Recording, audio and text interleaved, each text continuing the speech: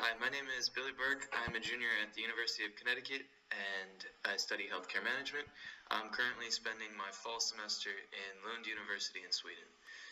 So I definitely see this as a challenge compared to my first 2 years back home because of the way the classes are formatted. So back home I'll have like 3 tests and a final, or 2 tests, a group project, and a final. Where my classes here, I have 1 group project and a final, and the final is worth 70% of my grade. And in my other class, I have a group project worth 50%, and my final is worth 50%. So I think it definitely is challenging in the fact that it all comes down to your final grade on that test. So I decided to study abroad because I really wanted to experience different cultures and meet all types of people from around the world, as well as see a lot of places around the world.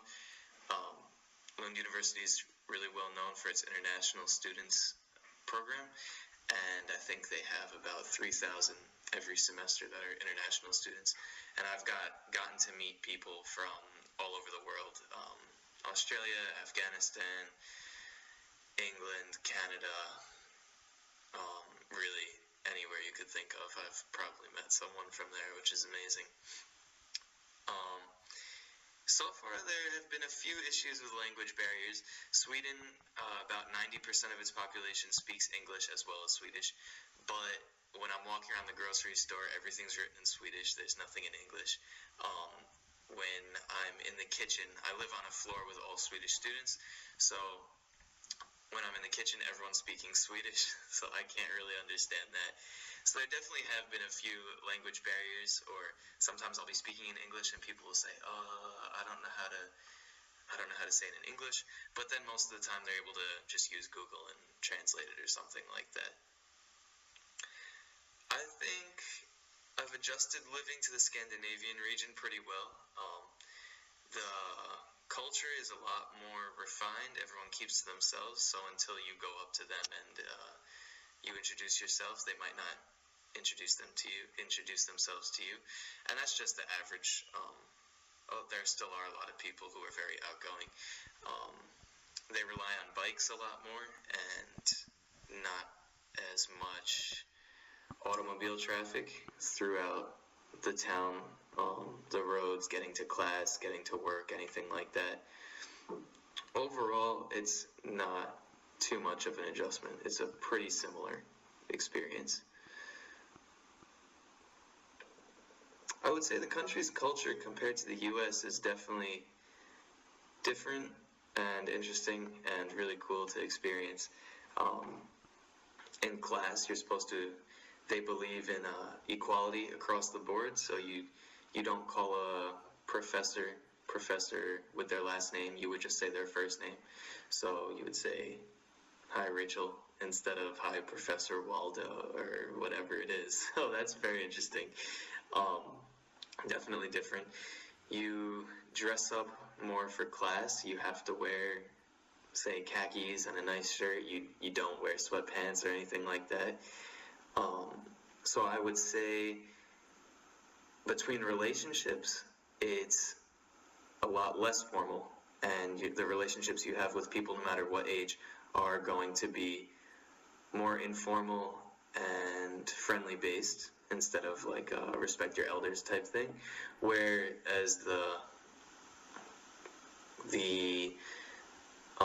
seriousness taken towards education, research, things like that is definitely more serious than back in the US, and they definitely highly regard group work and working in teams to present information and research compared to back home, where maybe you do one or two group projects.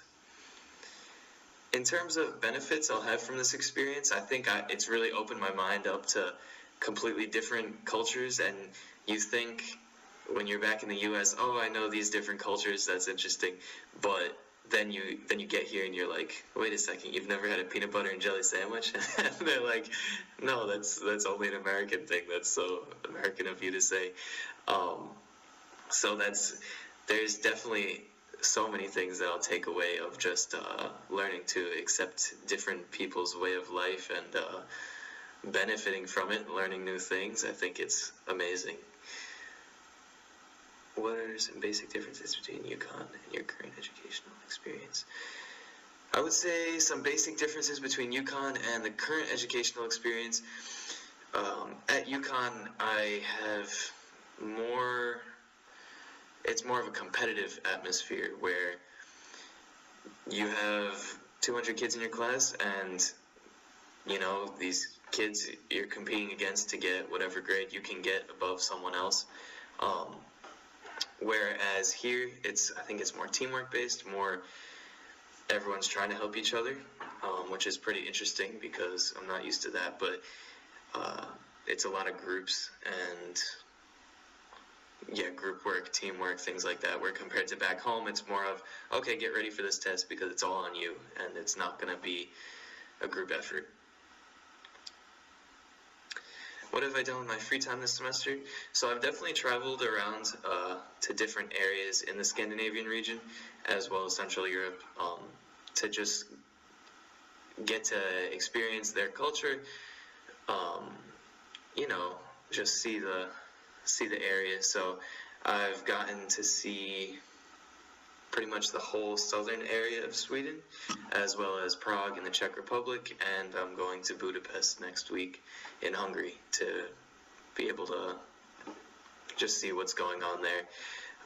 In terms of like after school, after class type thing, they don't have dining halls here, so everyone makes their own food, so I've been learning to cook and make meals that maybe have more of a Scandinavian twist to them, a lot more fish-based meals. Other things I've done, they have a gym right near me, so I bought a gym membership, and I've been going to the gym often.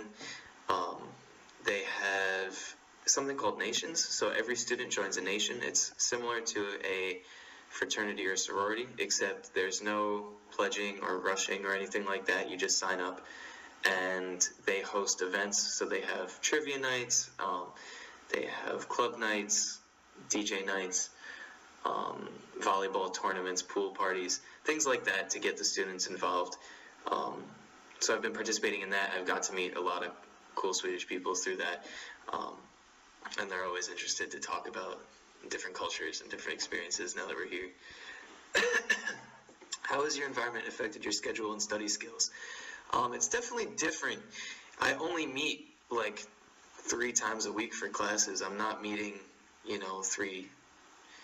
three times per class. It's 3 times, 3 2-hour sessions, and then that's it for the whole week.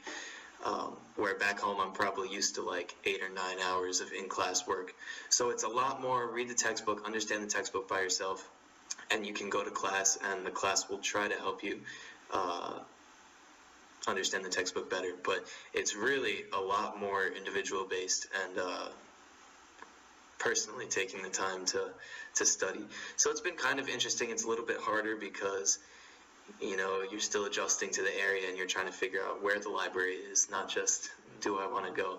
So the schedule has been a little bit of a rocky start, but I think it's going well, and it's not an impacting factor that's going to destroy my GPA or anything like that. What is it that you dislike about being away from UConn and the States in general? That's a good question. I think being away from seeing events going on back home on my campus and then knowing that I can't go to them, being in group chats and my friends are saying, oh, they're handing out free ice cream in the center of campus. It's like, well, you're not getting any today. So there's definitely little things that we'll say make you miss home a little bit. Seeing my family, my sister's pet hamster. It's always the top one. But States in general, I think I'm missing out on the politics. Everyone here asks me, what do you think about Donald Trump? What do you think about Hillary Clinton? So I think I'm missing out a little bit on that. But obviously with the internet and every online media source, you're able to stay pretty connected. So I don't feel like I'm on a deserted island or anything. What interesting facts have you learned in your new classes? Interesting facts I've learned in my new classes. Let's see. Well, I learned Bluetooth was created in the town that I'm living in, Lund, Sweden. They said the myth is that the guy hated cables. He didn't want to deal with cables or any type of wiring, and so he went out of his way to make Bluetooth. But that's just a legend, not confirmed. So yeah, that was created here. That's pretty cool. Other interesting facts I've learned in my classes, they have something called snoozing, which is like tobacco that they put in their teeth, and I guess it's similar to like a dip in the US, but it's a heavy part of the culture. Not something I'm gonna try, but they said it's the strength of it on your gums is like 15 cigarettes, smoking 15 cigarettes, the nicotine strength. So I guess that's kind of interesting, and that it's a big part of Swedish life, and that's part of the culture, but not something I want to get involved with. How is your housing situation different than that of a dorm room? Well, there's a communal kitchen, so everyone cooks for themselves. All your meals, you have your fridge, freezer that you share with everyone. I have my own room, so it's just a single, and a bed. And then you can see over here, I have some closets. And then on this side of the wall, I have my bathroom. So I have my own bathroom as well with a shower. So definitely very different. We have a common area also, like a dining room and a living room. So it's kind of nice. You get to see everyone on your floor and hang out with everyone on your floor. But at the end of the day, you get to go back to your own room, which I think is a million times better than dorm room life. The Scandinavian people have reported to be the happiest in the world. Have you noticed any trends of satisfaction in your area? If so, give an example. I would definitely say people are very happy here. Compared to the U.S., I wouldn't say the U.S. seems grumpy and dismal, but whenever I walk into the kitchen, someone's saying, "Hey, how are you?" You know, very friendly, very open. Definitely very happy. They party a lot, which maybe is part of that trend. They definitely have a large party atmosphere, especially in the college area, but in general, that is a large part of their culture, which might impact it. But I would say the trends of satisfaction, you definitely can pick up on it. Before class, everyone's talking, laughing with each other in Swedish, so I kind of just stand there, but definitely part of it.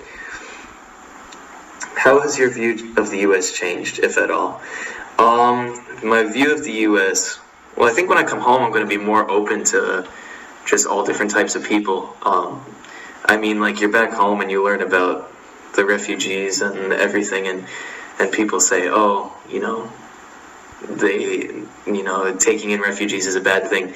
And then I was on the train and I'm talking to this guy and he's telling me how he works for the migration agency, and he gets to see how these refugees are coming from nothing and they have nothing left, and Sweden's able to take them in and offer them hope for their families and for their life. And I think it's definitely extremely, you can see that the humanity that is here, and how it would be really cool to be able to bring it back to the U.S., because I think there's a large portion of the U.S. that's scared of refugees, that there might be, terrorists among the refugees or something like that. But I mean, I haven't met any of them, but if you met the refugees that are grateful to be living in Sweden, I'm sure it would be life-changing in the fact that if you're able to help one of them, maybe it's worth the risk.